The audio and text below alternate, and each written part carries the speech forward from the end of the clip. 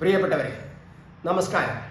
സഖാവ് പി കൃഷ്ണപിള്ള കേരളത്തിലെ communist party കെട്ടിപ്പടുക്കുന്നതിൽ മുന്നണിയിൽ നിന്ന ആള്, അതല്ലെങ്കിൽ കമ്മ്യൂണിസ്റ്റ് പാർട്ടിയുടെ ഉപജ്ഞാതാവ് കേരളത്തിലെ എന്ന് വേണമെങ്കിൽ വിശേഷിപ്പിക്കാവുന്ന ആള്, എല്ലാവരും സഖാവ് എന്ന് വിളിക്കുന്ന, പാർട്ടിക്കാരും പാർട്ടിക്കാരല്ലാത്തവരുമെല്ലാം സഖാവ് എന്ന് വിളിക്കുന്ന ഒരു വ്യക്തിത്വത്തിന്റെ ഉടമ, അതാണ് സഖാവ് പി കൃഷ്ണപിള്ള. അദ്ദേഹത്തിന്റെ 77ാമത് ചരമവാർഷികമായിരുന്നു ഈ ആഗസ്റ്റ് 19. കേരളത്തിലെ കമ്മ്യൂണിസ്റ്റ് പാർട്ടികൾ അത് വളരെ വിപുലമായി ആചരിച്ചു. 2 കമ്മ്യൂണിസ്റ്റ് പാർട്ടികളും അത് വളരെ വിപുലമായി ആചരിച്ചു. ഞാൻ ഈ പറയാൻ പോകുന്നത്, അങ്ങനെ കേരളത്തിലെ കമ്മ്യൂണിസ്റ്റ് പാർട്ടി കെട്ടിപ്പടുക്കാൻ അതിന്റെ ഉപജ്ഞാതാവായി, അതിന്റെ പിതാവായി നിന്ന ഈ പി കൃഷ്ണപിള്ളയുടെ ചരമവാർഷിക ദിനാചരണം നടക്കുമ്പോൾ കേരളം ഭരിക്കുന്ന കമ്മ്യൂണിസ്റ്റ് പാർട്ടി ഒരു വല്ലാത്ത ആരോപണത്തിന് വിധേയമാവുകയായിരുന്നു. ആരോപണം എന്ന് പറയാൻ പറ്റില്ല, വല്ലാത്ത ഒരു രാജ്യദ്രോഹ പ്രവർത്തനം. അതായത് കള്ളപ്പണം വെളുപ്പിക്കൽ എന്ന് പറയുന്ന കമ്മ്യൂണിസ്റ്റ് പാർട്ടിക്ക് ഒരിക്കലും ചേരാൻ കഴിയാത്ത ഒരു പ്രവർത്തിക്ക് മുന്നിൽ കിടന്ന് ഇങ്ങനെ വിരളുകയായിരുന്നു. അസംബന്ധം എന്ന ഒരു പ്രയോഗം നടത്തിയിട്ട് അതിൽ നിന്നും രക്ഷപ്പെടാനാണ് കമ്മ്യൂണിസ്റ്റ് പാർട്ടിയുടെ സംസ്ഥാന സെക്രട്ടറി ഉൾപ്പെടെ ഉള്ളവർ ഇടപെട്ടത്. കേരളത്തിലെ കമ്മ്യൂണിസ്റ്റ് പാർട്ടിയുടെ ഭരിക്കുന്ന മന്ത്രിമാരുൾപ്പെടെ പ്രമുഖ നേതാക്കന്മാർക്കെല്ലാം ലണ്ടനിൽ നിന്നും അനധികൃതമായിട്ട് പണം എത്തി. ആ പണമെല്ലാം കള്ളപ്പണമാണ്, അത് വെളുപ്പിക്കാൻ വേണ്ടിയുള്ള ഒരു തിരിമറിയാണ് നടത്തിയിരുന്നത് എന്നതാണ് ഇപ്പോൾ വെളിപ്പെട്ടിരിക്കുന്നത്. രേഖാമൂലം അത് കോടതിയിൽ പോലും എത്തിയിരിക്കുന്നു. അങ്ങനെ കൃഷ്ണപിള്ളയുടെ ചരമവാർഷിക ദിനം ആചരിക്കുമ്പോൾ കമ്മ്യൂണിസ്റ്റ് പാർട്ടി, അതായത് CPM, കേരളം ഭരിക്കുന്ന പാർട്ടി വല്ലാതെ പ്രതിസന്ധിയിൽപ്പെട്ടിരിക്കുന്നതാണ് നമ്മൾ കണ്ടത്. ദയവായി നിങ്ങൾ തുടരുക.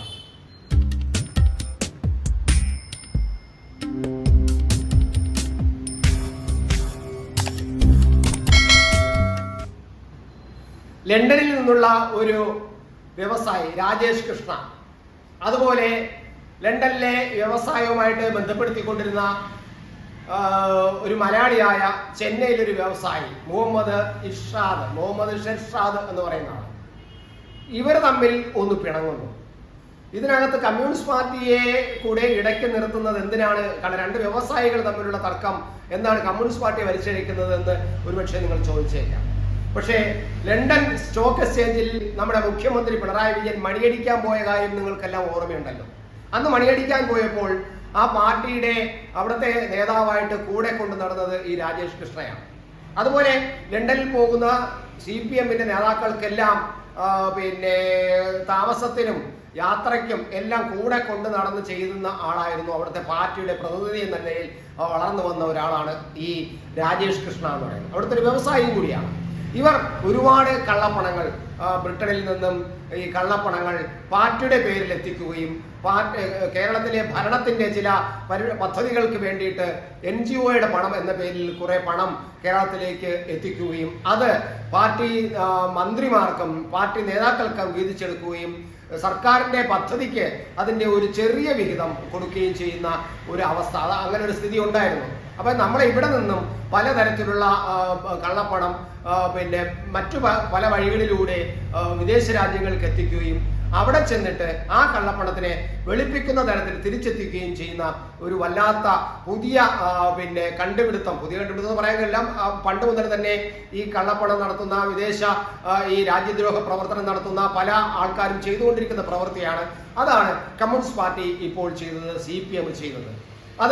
അതിനു വേണ്ടിയിട്ട് ചില ഈ തന്ത്രങ്ങൾ അറിയാവുന്ന ചില വ്യവസായികളെ കൂട്ടുപിടിക്കുന്നു. ആ വ്യവസായികളെ പാർട്ടിയുടെ വലിയ വലിയ സ്ഥാനങ്ങളിൽ എത്തിക്കുന്നു. അങ്ങനെ ആ വ്യവസായികളിലൂടെ പാർട്ടിക്ക് ഫണ്ട് ഉണ്ടാകുന്നു. അങ്ങനെ ആ ഫണ്ട് വെച്ചിട്ട് ഇലക്ഷൻ പ്രവർത്തനം നടത്തുകയും നേതാക്കൾ പണം ഉണ്ടാക്കുകയും വലിയ വാഹനങ്ങൾ വാങ്ങുകയും വലിയ മന്ദിരങ്ങൾ നിർമ്മിക്കുകയും ചെയ്യുന്നു. ഇതാണ് ഇവിടെ സംഭവിച്ചുകൊണ്ടിരിക്കുന്നത്. പാവം കുറെ പാർട്ടി പ്രവർത്തകർ ഇപ്പോഴും ഈ കമ്മ്യൂണിസ്റ്റ് പാർട്ടി അല്ലെങ്കിൽ ചുവന്ന കൊടിയെ നെഞ്ചോട് ചേർത്ത് വെച്ചിട്ട് ഞങ്ങളുടെ അധ്വാനിക്കുന്ന വർഗത്തിന്റെ പാർട്ടിയാണെന്ന് പറഞ്ഞ് അവരിപ്പോഴും സിന്താ വിളിച്ചുകൊണ്ട് നടക്കുന്നു.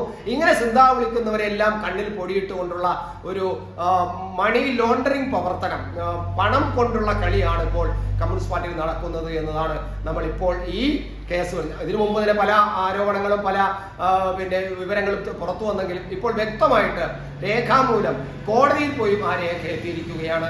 ഈ രാജേഷ് കൃഷ്ണയും ഇവർ തമ്മിലുള്ള ഈ കൂട്ടുകച്ചവടം അല്പം ഒന്ന് പിന്നെ വാക്ക് തർക്കമോ പിണങ്ങിയപ്പോൾ സ്വാഭാവികമായിട്ടും ഇതിൽ നിന്നും ഈ മുഹമ്മദ് ഷെർഷാദ് എന്ന് പറയുന്ന പാർട്ടി അനുഭാവി കൂടിയായ ഇയാൾ കാര്യങ്ങൾ ബീബിക്ക് പരാതിയായി അയക്കുന്നു. 2022 ബീവിക്ക് ഇയാൾ ഇങ്ങനെ ഒരു പരാതി നൽകുന്നത്. ആ 2022 പരാതി നൽകിയിട്ട് കോടിയേരി പാർട്ടി സെക്രട്ടറി ആയിരിക്കുന്ന കാലത്ത് എന്നിട്ട് പോലും ആ പരാതി അവർ സ്വീകരിച്ച് ബിവിയിൽ വെക്കുകയാണ്. ഇവിടെ കോടിയേരിക്ക് കൊടുത്തു, അതുപോലെ ഇവിടുത്തെ പാർട്ടി ഘടകത്തിന് കൊടുത്തു. അതുപോരാത്തതിന് ബിവിയിലെ പ്രമുഖനായ ഒരു അംഗത്തിന് കൊടുത്തു. അവരെല്ലാം ഇത് പരിശോധിച്ചിട്ട് ഇതൊന്നും നടപടിയെടുക്കാൻ താല്പര്യമില്ലാതെ മാറി അതിനെ പൂഴ്ത്തി വയ്ക്കാനാണ് ശ്രമിച്ചത്. അങ്ങനെ ഇരിക്കുമ്പോൾ പാർട്ടി കോൺഗ്രസ് ചെന്നൈയിൽ വലിയൊരു പാർട്ടി കോൺഗ്രസ് നടക്കുന്നത്. ഈ പാർട്ടി കോൺഗ്രസിൽ ഈ രാജേഷ് കൃഷ്ണ എന്ന് പറയുന്നത്, അതായത് ലണ്ടനിലെ ഈ കള്ളപ്പണങ്ങൾ വെളുപ്പിക്കാൻ വേണ്ടിയിട്ട് CPM നേതാക്കൾക്കിടയിൽ പ്രവർത്തിക്കുന്ന അവിടുത്തെ പാർട്ടി നേതാവ് കൂടിയായ രാജേഷ് കൃഷ്ണയെ ചെന്നൈ പാർട്ടി കോൺഗ്രസിലേക്ക് പ്രതിനിധിയായിട്ട് ഈ ബ്രിട്ടൻ ഘടകം തീരുമാനിച്ച് അയക്കുന്നു. പക്ഷെ ഇവിടെ വന്നപ്പോഴേക്കും ഈ ഷെർഷാദ് ഉൾപ്പെടെയുള്ളവർ, അതുപോലെ അതിൻ്റെ കൂടെയുള്ളവർ, ഈ പരാതി നേരത്തെ കിട്ടിയ ബീബി അംഗങ്ങൾ ഉൾപ്പെടെയുള്ളവർ ഇയാളെ പ്രതിനിധിയാക്കാൻ പറ്റില്ല എന്ന് പറയുന്നു.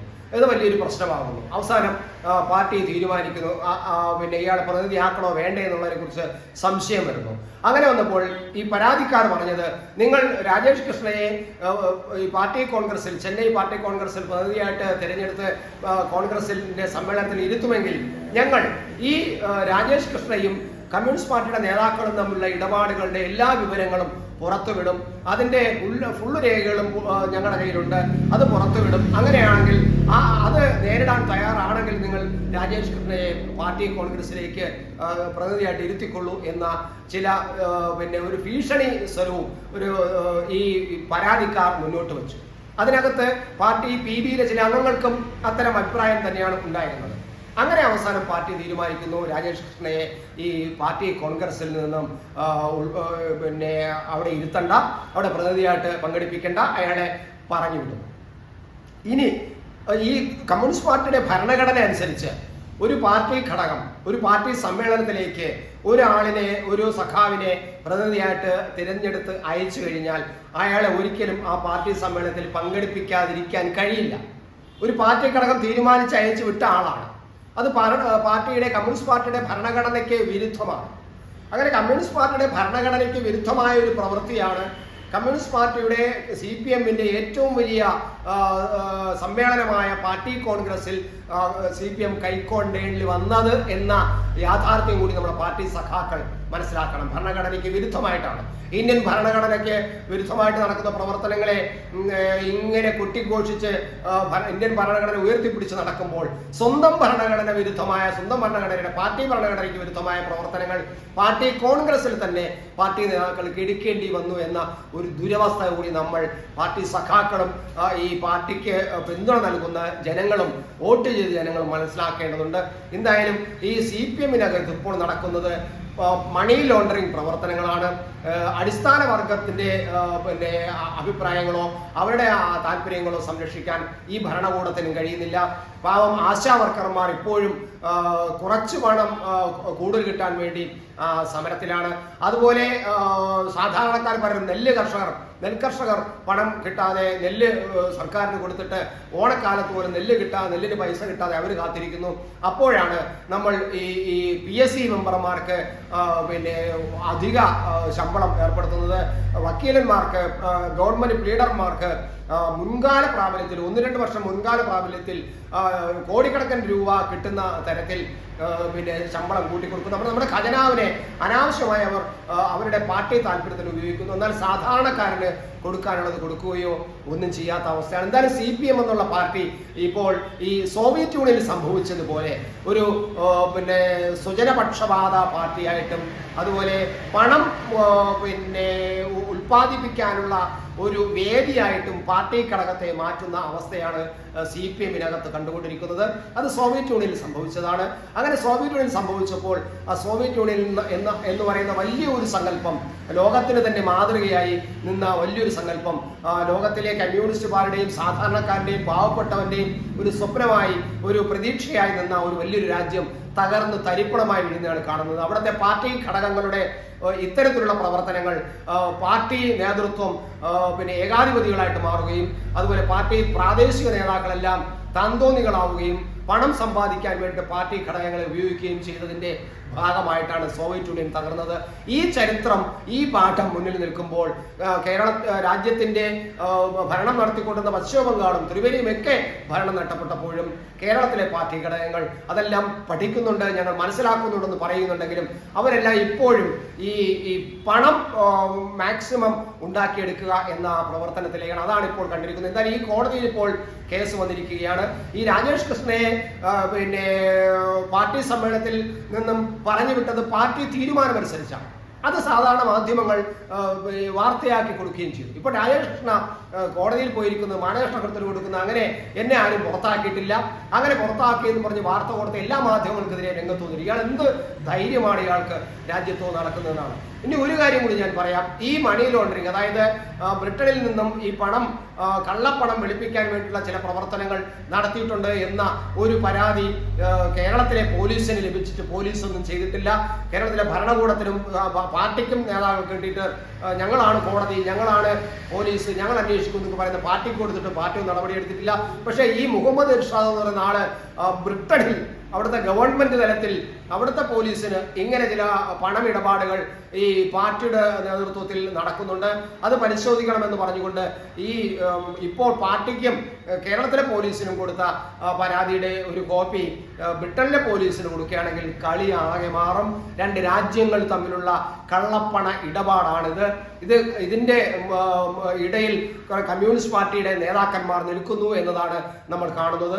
ഏറ്റവും ഗുരുതരമായ ഒരു കമ്മ്യൂണിസ്റ്റ് പാർട്ടി എന്ന തരത്തിൽ ഒരിക്കലും ചെയ്യാൻ പാടില്ലാത്ത പ്രവർത്തനങ്ങളാണ് നടത്തിക്കൊണ്ടിരിക്കുന്നത്. കേരളത്തിൽ കമ്മ്യൂണിസ്റ്റ് പാർട്ടി ഏകദേശം പല പ്രവർത്തനങ്ങളും ഇത്തരത്തിൽ പാർട്ടിക്ക് യോജിക്കുന്ന തരത്തിലല്ല, പാർട്ടിയുടെ ഭരണഘടനയ്ക്കനുസരിച്ചിട്ടല്ല, രാജ്യത്തിന്റെ പൊതു നന്മയെ ലക്ഷ്യമാക്കിയല്ല, രാജ്യത്തിന്റെ ഭരണഘടനയ്ക്കെതിരായിട്ടും ഉള്ള രാജ്യപ്രവർത്തനമാണ്. കേരളത്തിനെ ഒരു സ്വതന്ത്ര റിപ്പബ്ലിക് ആണ് എന്ന തരത്തിൽ അങ്ങനെ തെറ്റിദ്ധരിച്ചു വെച്ചുകൊണ്ടുള്ള ചില പ്രവർത്തനങ്ങളാണ് നടത്തുന്നത്. ലോകത്തിന്റെ പല മണി ഫണ്ടുകളിൽ നിന്നും, അതായത് IMF പോലുള്ള ഫണ്ടുകളിൽ നിന്നും കേരളം ഒരുപാട് പണം വാങ്ങുന്നുണ്ട്. ഇതിന്റെ ചില രേഖകൾ ഈ അടുത്ത കാലത്ത് പുറത്തു വന്നു. അപ്പോൾ പുറത്തു വന്നത് എങ്ങനെ എന്നാണ് അന്വേഷിക്കുന്നത്. അല്ലാതെ ഈ അനധികൃതമായിട്ട് ഈ ലോക IMF പോലുള്ള സംഘടനയിൽ നിന്നും അനധികൃതമായിട്ട് പണം വാങ്ങാൻ, അല്ലെങ്കിൽ പണം കേരളത്തിന്റെ പേരിൽ, ജനങ്ങളുടെ പേരിൽ വാങ്ങാൻ എന്ത് അധികാരമാണുള്ളതെന്ന് നിലപാട് അവർ എടുക്കുന്നില്ല. പകരം ഈ രഹസ്യം എങ്ങനെ പുറത്തു വന്നുവെന്ന് അന്വേഷിക്കുകയാണ് ചെയ്യുന്നത്. അങ്ങനെ പൊതുവിൽ നമ്മൾ നോക്കുമ്പോൾ ഒരു കമ്മ്യൂണിസ്റ്റ് പാർട്ടി, ഒരു ഇടതുപക്ഷ മനോഭാവമുള്ള പാർട്ടി ഒരിക്കലും ചെയ്യാൻ പാടില്ലാത്ത തരത്തിലുള്ള പ്രവർത്തനങ്ങൾ നടത്തിക്കൊണ്ടിരിക്കുന്നു. പാർട്ടി PB അംഗങ്ങൾ പോലും ഇപ്പോൾ കേരളത്തിലെ പാർട്ടി ഘടകങ്ങളുടെയും പാർട്ടി നേതാക്കളുടെയും ചില ഈ പണമിടപാടുകളെ കുറിച്ച് വല്ലാതെ അമർഷമുള്ളവരാണ്. അവരാണ് ഈ പാർട്ടി സമ്മേളനത്തിൽ വെച്ചിട്ട് ഈ രാജേഷ് കൃഷ്ണയെ പ്രതിനിധിയാക്കാൻ പറ്റില്ല എന്ന് പറഞ്ഞവരുടെ കൂട്ടത്തിൽ പ്രധാനമായിട്ടുണ്ടായിരുന്നത്. കേരളത്തിൽ തന്നെ കമ്മ്യൂണിസ്റ്റ് CPM-നകത്ത് ഈ ജയരാജന്മാർ തമ്മിലുള്ള തർക്കം ഇപ്പോഴും ശക്തമായി ഉയരുന്നുണ്ട്. EP ജയരാജനും P ജയരാജനും തമ്മിലുള്ള തർക്കം വളരെ വളർന്നു വന്നുകൊണ്ടിരിക്കുകയാണ്. പാർട്ടിക്കകത്ത് പോലും ഒരു വല്ലാത്ത പ്രതിസന്ധി ഉണ്ടായിക്കൊണ്ടിരിക്കുന്നു. പൊതുവിൽ നമ്മൾ നോക്കുമ്പോൾ ഈ മൂന്നാമതും ഭരണം വേണം എന്ന ആഗ്രഹത്തിൽ മുന്നോട്ട് പോകുന്ന ഈ പാർട്ടി ഓരോ ദിവസവും പുതിയ പ്രതിസന്ധികൾ ചെന്നപ്പെടുന്നതാണ്. അതെല്ലാം മുമ്പ് ചെയ്തു വെച്ച പ്രവർത്തനത്തിന്റെ കർമ്മഫലമായിട്ടാണ് ഇപ്പോൾ അനുഭവിക്കുന്നത് എന്ന് വേണമെങ്കിൽ നമുക്ക് പറയാം.